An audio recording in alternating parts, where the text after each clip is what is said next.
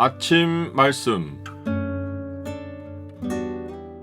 오늘 본문 말씀은 에스라 3장 1절에서 13절입니다.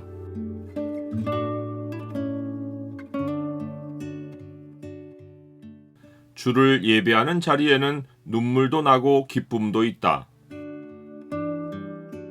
오늘 본문을 소망의 창으로 보면 하나님의 백성이 새로운 시작에서 가장 우선으로 해야 하는 일이 무엇인지가 보입니다.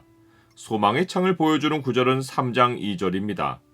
요사닥의 아들 예수아와 그의 형제 제사장들과 스알디엘의 아들 스룹바벨과 그의 형제들이 다 일어나 이스라엘 하나님의 제단을 만들고 하나님의 사람 모세의 율법에 기록한 대로 번제를 그 위에서 드리려 할세.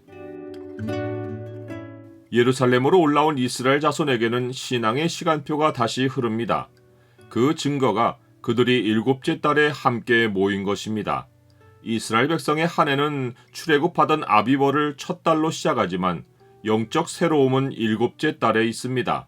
그 달 초하루에는 나팔을 불어 이스라엘 전역에서 백성을 예루살렘으로 부르고 열흘날에는 속죄일을 가지며 한 해 동안 부지중에 지은 백성의 모든 죄와 그로 인하여 부정해진 성소를 속죄하고 새 출발을 합니다. 15째 날부터 이래 동안은 장막절을 지키며 하나님이 애굽 땅에서 인도하여 낸 때 초막에서 거주하던 날을 기념합니다.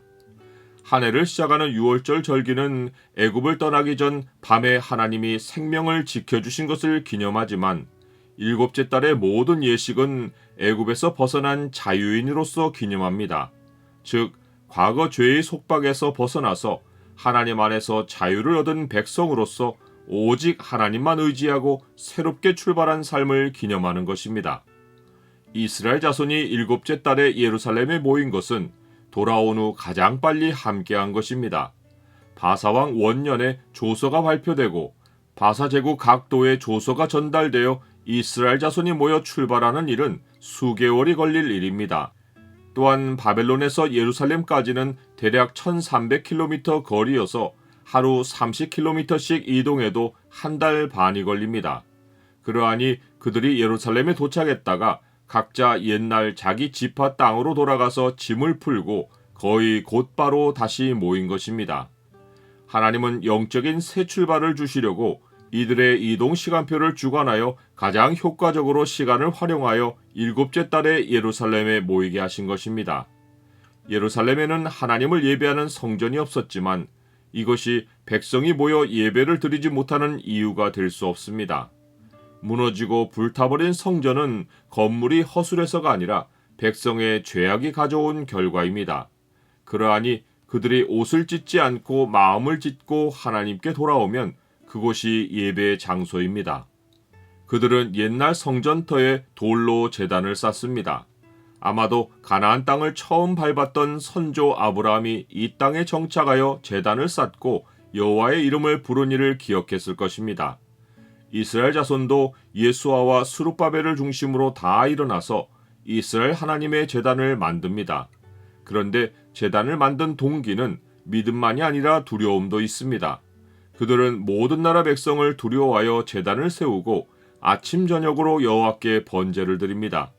하나님을 향한 믿음과 사랑이 동기가 되어 하나님을 예배하면 가장 이상적입니다. 하지만 삶의 두려움이 하나님을 피난처로 삼아 하나님을 예배하는 동기가 되는 것도 하나님은 기뻐하며 받아주십니다. 그렇다고 예배마저도 임시 방편으로 드린 것이 아닙니다. 그들은 율법에 기록한 대로 번제를 드리고 절기도 기록된 규례대로 지킵니다.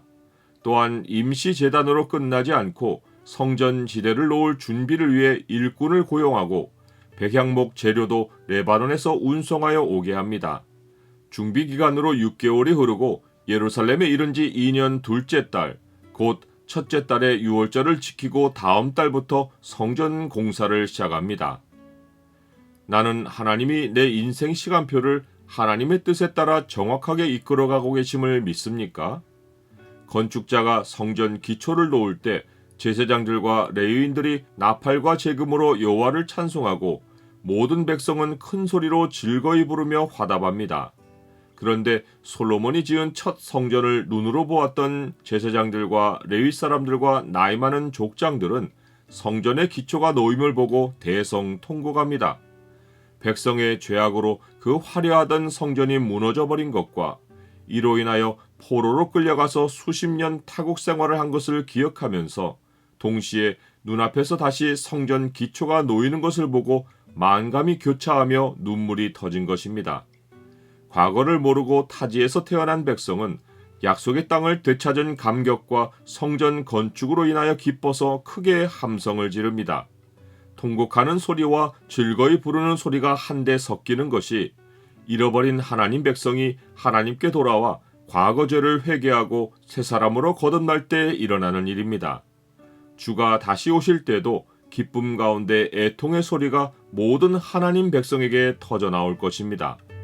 내가 다윗의 집과 예루살렘 주민에게 은총과 간구하는 심령을 부어주리니 그들이 그 찌른 바 그를 바라보고 그를 위하여 애통하기를 목자를 위하여 애통하듯 하며 그를 위하여 통곡하기를 장자를 위하여 통곡하듯 하리로다.